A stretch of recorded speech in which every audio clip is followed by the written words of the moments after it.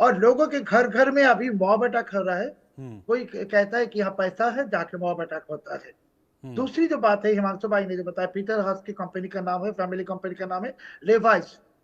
जी। अगस्त में तख्ता पलट हुआ।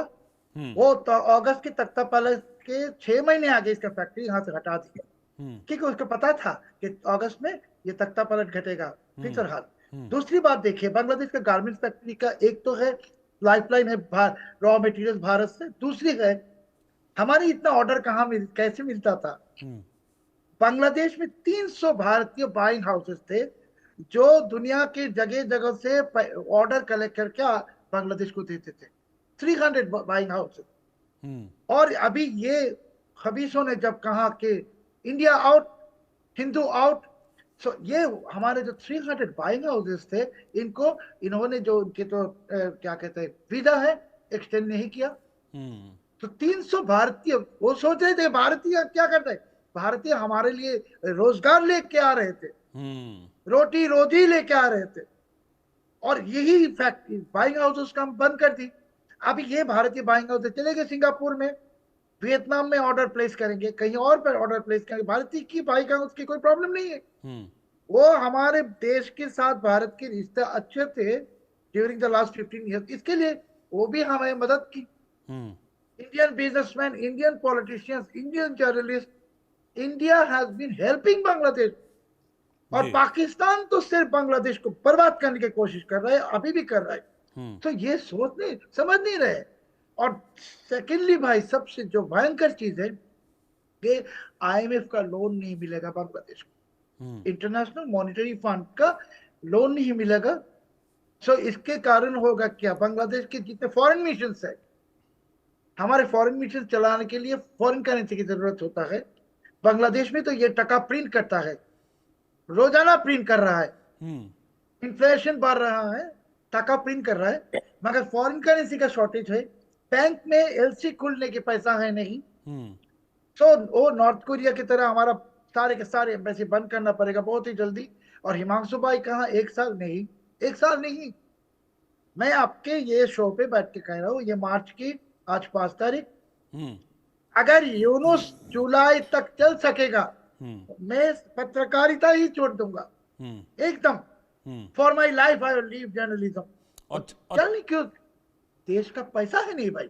हम्म। विदाउट पैसा, एंड 65 लाख लोग अभी बेरोजगार होगा, हम्म। सब सड़कों में आएगा। हम्म। लोग आ रहे हैं सड़कों में भाई, हम्म। आपको सुनाई नहीं दे रहे क्योंकि मीडिया के ऊपर पाबंदी है, कह नहीं सकता है। आप मेहरबानी करके मुझे प्लेटफॉर्म दे रहे हैं, हम्म। इंडिया न्यूज में आके बता रहा हूं। मगर बाकी सारे बहुत मीडिया आपके हिंदुस्तान में भी, मीडिया को उसने खरीद के रखा है, वो बात नहीं करता है, हम्म। सच को बता नहीं रहे। दुनिया के बाकी सारे बहुत मीडिया को खरीद नहीं रखा। आपके भारत में भी ऐसे पत्रकार है, मैं नाम नहीं लूंगा, वो अभी भी आज भी उसके फेवर में लेकर रहा है, हम्म। बात करे, पैसा मिलता है। इंडिया न्यूज पैसा नहीं देता है, ये है एक कारण कि इंडिया न्यूज हमें बुलाते नहीं, तो हमें बुलाना बंद कर देते। हम्म। तो आपको समझना पड़ेगा कि बांग्लादेश में सिचुएशन इज वेरी डेंजरस। डकैती ढाका सिटी में, मेरा जन्म ढाका सिटी में हुआ। हम्म। 37 साल तक मैं जर्नलिज्म में कभी मैंने सुना नहीं कि रात को ढाका सिटी की एलिट एरिया में हम जा रहे थे, हम्म। यहाँ कोई डकैती होता है। एवरी नाइट दे रहे थे कोई, every day there is rape, लड़कियों को लेके देखो। और मैंने मनु भाई को एक दिन बताया था हम्म। कि हिंदू के ऊपर कितना अत्याचार। एक एग्जांपल देता हूँ फिर, हम्म। हिमांशु भाई को पता है, हिंदू लड़की की शादी हो रही, मेरे एक दोस्त की हम्म। बहन की शादी हो रही, हम्म। जाके कहा कि 5 लाख टका देना पड़ेगा, हम्म। नहीं तो ये लड़की को हमारे साथ एक रात के लिए दे दो। हम्म। आप समझ रहे कैसे हालत है, बाप रे बाप। भयंकर। हम्म। हम दोजख में है भाई। हम्म। वाकई में ये तो जो आपने सिचुएशन बताई है, वाकई में दोजख वाली, नरक वाली ये सिचुएशन है इस वक्त बांग्लादेश में। एक तो सोशल सिक्योरिटी नहीं है, ऊपर से अब इस तरह की चीज़ें अगर होंगी किसी के साथ तो सोच लीजिए वहाँ रह रहे लोगों की क्या हालत होगी। इस सर्वे के अगले 2 सवाल मैं लेता हूँ और फिर उसके बाद मैं आप लोगों के पास वापस आऊँगा। सर्वे का मेरा अगला सवाल था कि क्या शेख हसीना के तख्ता पलट का असर बांग्लादेश की आर्थिक स्थिति पर भी पड़ रहा है। 82% लोगों ने इसका हाँ में जवाब दिया, 16% लोगों ने कहा कि नहीं ऐसा नहीं है, इसके कुछ और कारण हो सकते हैं, 2% लोगों ने इस पर रिएक्ट नहीं किया। चौथा सवाल था कि क्या मोहम्मद यूनुस ने पाकिस्तान से दोस्ती करके बांग्लादेश का बेड़ा गर्क कर दिया। 80% लोगों ने कहा कि हाँ बिल्कुल यही है, पाकिस्तान से दोस्ती ही यूनुस के और बांग्लादेश के सत्यानाश की वजह बनी है। 17% लोगों ने ना में जवाब दिया और 3% लोगों ने कहा इस पर हम कुछ कहेंगे नहीं। मैं हिमांशु जी आपके पास आ रहा हूँ। ये आपको लगता है कि शेख हसीना का रिजीम जो ख़त्म हुआ और जिस तरीके से ख़त्म हुआ, उसके बाद जिस तरीके से जमातियों का रिजीम एकदम से ऊपर उठा, ऐसे लोग वहाँ पर सत्ता में चढ़ बैठे जिनके दिमाग में हर वक्त कट्टरपंथ हावी रहता है, इसीलिए जो एक इकोनॉमिक इंफ्रास्ट्रक्चर था बांग्लादेश का वो अब बिल्कुल लगातार नीचे की तरफ शूट डाउन हो रहा है। रोहित जी, बात तो पते की है, बात सही है, आम आदमी को भी ये पता है, वो आपके सवालों से पता चल। देखिए, मैं आपको एक टर्म देता हूं, बहुत लोग याद नहीं करते, ये टर्म याद नहीं रखते, रजाकार। ये जो आप कहते हैं ना कट्टरपंथी रजाकार, ये कट्टरपंथी रजाकार बांग्लादेश की पॉपुलेशन के अंदर बहुत ज्यादा तो नहीं है मगर है। और ये 1971 में भी पाकिस्तानी आर्मी का साथ दे रहे थे, मुक्ति वाहिनी के खिलाफ लड़ रहे थे जी। ये लोग हैं। ये एक तबका है बांग्लादेश के अंदर, तकरीबन 20-22% लोगों का।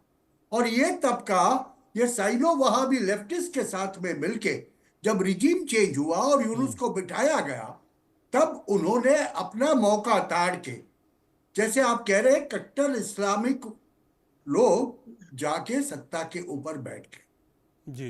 ये अराजकता की स्थिति बांग्लादेश में पैदा कर दी गई। और जो आर्थिक साम्राज्य, आर्थिक समृद्धि की ओर शेख हसीना गवर्नमेंट बांग्लादेश को धीरे धीरे ले जा रही थी, और वो हमें 10-15 साल में दिखा भी। जी। टेक्सटाइल क्षेत्र में उन्होंने जिस हिसाब से प्रगति की वो हमें दिखा भी, उसको पूरा मटियामेल कर दिया, क्योंकि फैक्ट्रियों को एक के बाद एक लूट के जलाना शुरू किया, साथ में माइनॉरिटीज का कत्लेआम करना शुरू किया, रेप शुरू किया। अभी ऐसी अराजकता की स्थिति में वहां पर कोई उद्योग टिक नहीं सकता। और जैसे शोएब जी बता रहे हैं कि मैं तो जून तक उनको टाइम देता हूं जी। सर, ये जून तक मैं क्यों कह रहा हूं कि अभी आज की वैश्विक परिक्षेप के अंदर जब हम देखते हैं, तब फिलहाल तो यूनुस अकेला पड़ चुका है जी। क्योंकि उसके आका लोग आज जाके यूरोप में चिप के बैठे हुए, उनको आर्थिक सहायता नहीं आएगी। मगर इतने ज्यादा पैसे, याद सुनिएगा, ये इतने ज्यादा पैसे यूएस एड से मिल चुके हैं काफी लोगों को कि वो पैसे अभी खत्म होने में वक्त लगेगा। और इसी वजह से जहां तक मुझे दिखता है कि ये इनकी आर्थिक स्थिति तो सुधरने वाली नहीं है, मगर ये रजाकार से बने हुए ये जो उनके संगठन है और रजाकार से बने हुए ये जो लोग हैं रास्ते पे आज उद्दंड मचा रहे हैं, आतंक फैला रहे हैं जी, वो धीरे धीरे बढ़ते जाएंगे। आपको आईसिस भी दिखेगा, आपको अलकायदा भी दिखेगा, आपको मध्य पूर्व के जितने आतंकी गुट है वो सभी का प्रतिनिधित्व बांग्लादेश में दिखेगा। और खिलाफत की ओर हम पहले भी बता चुके हैं, जी, शोएब जी भी पहले बता चुके हैं कि बांग्लादेश में वहां उन लोगों को खिलाफत को स्थापित करना है जी, और इसके लिए ये कट्टरवाद के लिए इनको किसी एक को अपने धिक्कार का निशाना बनाना पड़ेगा और वो है हेट इंडिया। और ये हेट इंडिया मूवमेंट से वो समझते हैं कि वो बांग्लादेश की आवाम को एक कर सकते हैं। मगर फिर भी आज बांग्लादेश में बहुत सारे लोग ऐसे हैं, 40 से 45%, जो 1971 के कत्लेआम को, पाकिस्तान की सेना द्वारा चलाए गए कत्लेआम को भूले नहीं है जी, और वो उनके साथ नहीं जाएंगे। और इसीलिए बांग्लादेश के अंदर जो ये आंतर विग्रह की स्थिति हमें देखने को मिल रही है और वो अगले 2-3 महीने में और इंटेंस हुई देखने को मिलेगी, ये मेरा मानना। अच्छा शोएब भाई, ये बांग्लादेश की जो आम जनता है वो इस पर क्या क्या कहती है? भारत से दुश्मनी, और क्योंकि हम तो दुश्मनी की बात करते नहीं हैं, हम तो आज भी खुली बाहों से स्वागत कर रहे हैं, लेकिन भारत के प्रति जो रवैया है यूनुस का, और पाकिस्तान और चीन और न जाने किस किस से दोस्ती है, उस पर बांग्लादेश की पब्लिक क्या कहती है? सुमित भाई देखिए, बांग्लादेश के पब्लिक बंगाली है आपको ये बात समझना पड़ेगा, हम भारत के कल्चर को, बहुत चीज को इसे कम हमारे साथ है, एक ही साथ है। अभी लोग रिएक्ट कर रहे हैं कि लोगों को खाना नहीं मिल रहा है। वर्किंग क्लास पीपल के लिए दिन में एक दफा खाना जुगाड़ करना बहुत कठिन हो गया, मुसीबत हो गया। और लोगों को एक चीज और भी समझ में आया, सुमित भाई, ये बताना बहुत जरूरी है कि क्यों शेख हसीना के वक्त पे बांग्लादेश हो गया था इकोनॉमिक स्टार, और अभी यूनुस ने सिर्फ 6 महीने 7 महीने में बांग्लादेश को भिखारी बना दी। और ये पाकिस्तान के लिए बहुत जरूरी था कि बांग्लादेश भिखारी बन जाए, इसके लिए कि पाकिस्तानी जो कौम, जो मास पीपल है, वो कह रहे थे कि बांग्लादेश 71 स्वाधीन होके इतने ऊपर उठ गई और हम 47 से भिखारी बन के रहा। सो एक चांस हो गया था पाकिस्तान में, जहां there was be civil revolt against Pakistani political elites and army. जी अभी बांग्लादेश की हालत जो है, पीपल आर एंग्री स्मिथ भाई, बिलीव मी, लोग शोर मचा रहे हैं। आप रिक्शा वाला को पूछिए, दुकानदार को पूछिए, सब कहते हैं भाई अभी हसीना को ले आओ, हसीना ही अच्छा थे। ऐसे बात, मेरा बात नहीं भाई, रास्ते में बहुत लोग कह रहे। सो मैं कह रहा हूँ कि बहुत ही जल्द हो सकता है नेक्स्ट वीक लोग, people will come down on the street. Yunus के दिन खत्म होने वाले, क्योंकि इसके धोखेबाजी के, और मैंने जो कहा कि इकोनॉमी बर्बाद हो गई, और पैसा देके पत्रकार ले आके, मीडिया पीपल ले आके ये पीआर स्टंट करे। भाई एक देश पीआर स्टंट में चलता नहीं है। देश चलाने के लिए देश की प्रसार, प्रोग्रेस, प्रोस्पेरिटी और इकोनॉमी का स्ट्रेंथ बहुत जरूरी है। बांग्लादेश में ऐसे हालत में कोई आएगा नहीं इन्वेस्टमेंट करने के लिए, $1 इन्वेस्टमेंट हुआ नहीं पिछले 7 महीने में, और आएगा भी नहीं। All foreigners are fed up with Yunus, businessman, everyone. सिर्फ ये पाकिस्तानी और इसके जो नाजायज बच्चे हैं बांग्लादेश में, ये खुश है, बाकी सब नाराज है। मगर लोगों की भी जरा सा वक्त लगता है to get organise and come on the street. People are already coming on the street. ठीक है, आप दोनों का